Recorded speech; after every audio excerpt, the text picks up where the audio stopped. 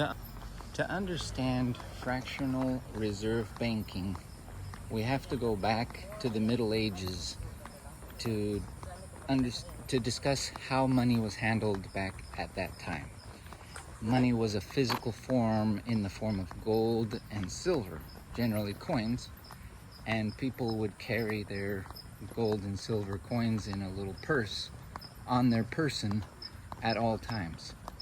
But that became unsafe and insecure because a lot of robberies started to happen. You know, people in the woods would ambush travelers and steal their coins. Even carriages who were transporting large amounts of gold and silver a lot of times would get hijacked along the paths by bandits, and they would lose their money, and there was no way to protect against it. So people started to deposit their gold and silver coins in a safe location, usually with blacksmiths. Blacksmiths were the most common place for people to take their coins, and these blacksmiths would then issue them a piece of paper. They would call it a note. That's why dollar bills today are called notes. That's where the term comes from. It's basically a receipt stating how much of your money you left with the said person, like the blacksmith, for example. So if you gave him 100 gold coins, he would issue you a note for 100 gold coins. And whenever you needed your gold coins back, you just take the note back to the blacksmith and he would return your money. Hence, the Federal Reserve note works under the same concept.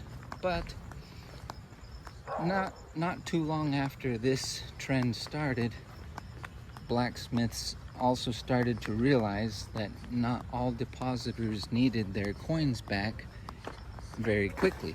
A lot of times people would deposit their coins for long periods of time, and the blacksmiths started to lend out and basically loan money to people who needed it for, you know, projects, or to buy land, or to buy horses, or whatever the case is. And those people would have to pay the blacksmith back plus interest. So the blacksmiths started to make money. But this practice was deemed illegal because they were essentially lending out money that wasn't theirs to lend in the first place. And what happened sometimes was when depositors would come back for their money, the blacksmith sometimes didn't have enough money to pay them back and would get thrown in jail. But this started the concept of fractional reserve banking, because a lot of people who would safe keep other people's money started to realize that only a certain percentage of depositors needed their money within a certain amount of time, as long as the economy was stable. So they started to lend out a certain amount of money. And up until the 1700s, like I mentioned before, this was illegal. But in the 1700s, in England, their parliament or whatever, I think it was parliament, they enacted a law which made it legal to practice fractional reserve banking.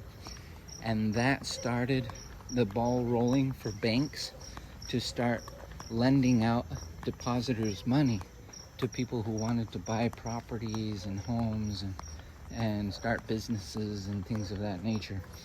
And banks all throughout the United States in the early 1800s all started to practice fractional reserve banking, at least most of them. Some banks opted not to, but they weren't able to grow very quickly, and they didn't make very much money because the only money they were making was in fees and things of that nature. And so their overall growth was very slow compared to their competitors' banks, who were more ambitious, who would practice fractional reserve banking. Although, because the banking industry was kind of like laissez-faire, in other words, you were free to practice it or not, depending on your own judgment.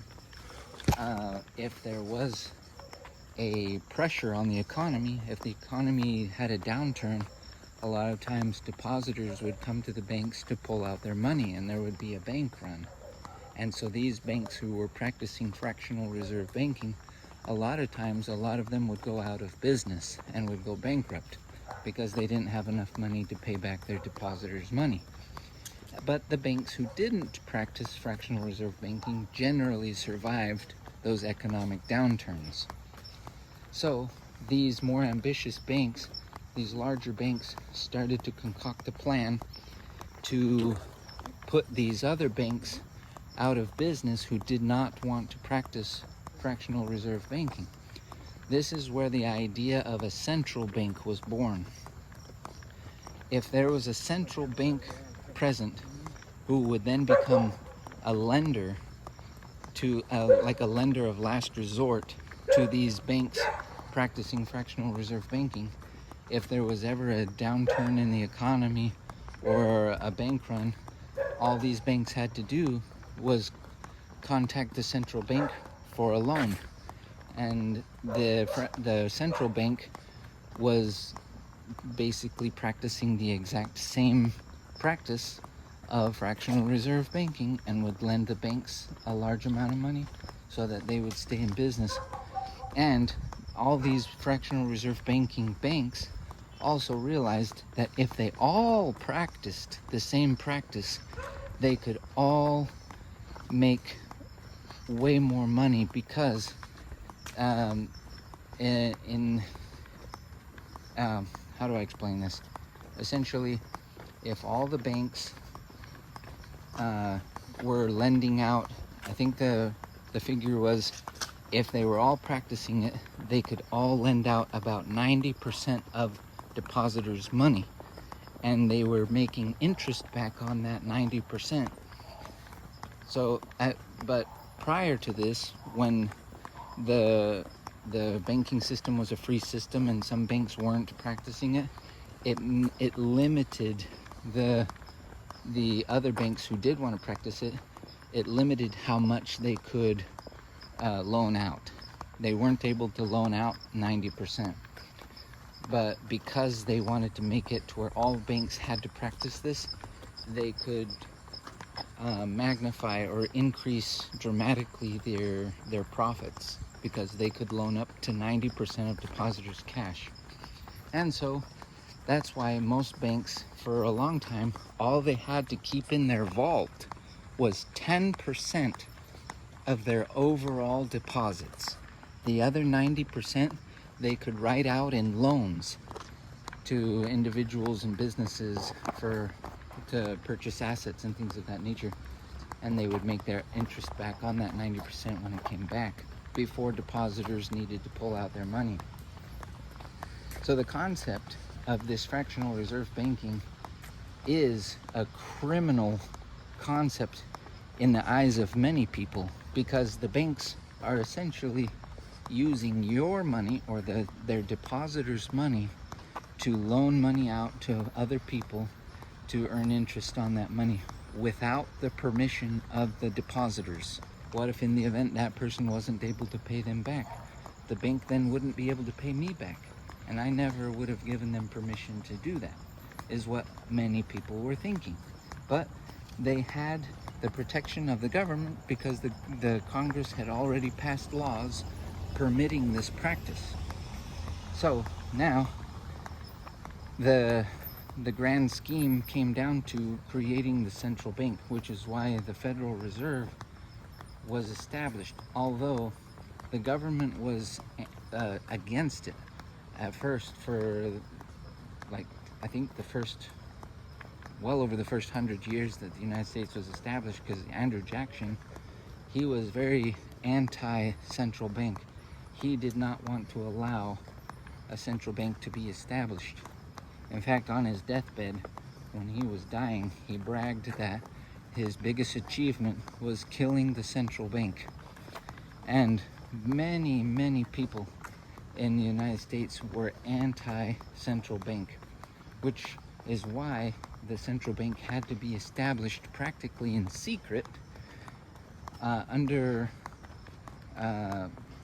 basically a veil of secrecy where a limited amount of senators passed the law on the Christmas holiday of 1913, with Woodrow Wilson having already previously agreed to do it before he was even elected president.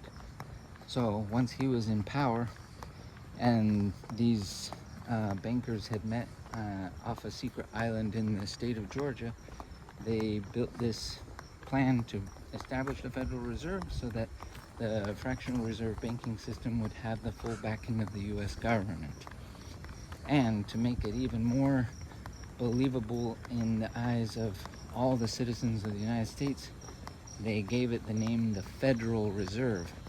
But it's deceitful because the Federal Reserve is not actually part of the federal government. It's a private bank, and they've never been audited. The US government can't even audit how much money the Federal Reserve has and what assets they have. So we basically have to just believe them and take them on their word of whatever they say they have in their vaults and things of that nature. But we really don't know just how much wealth they've accumulated in over the little over 100 years that they've been established in the United States.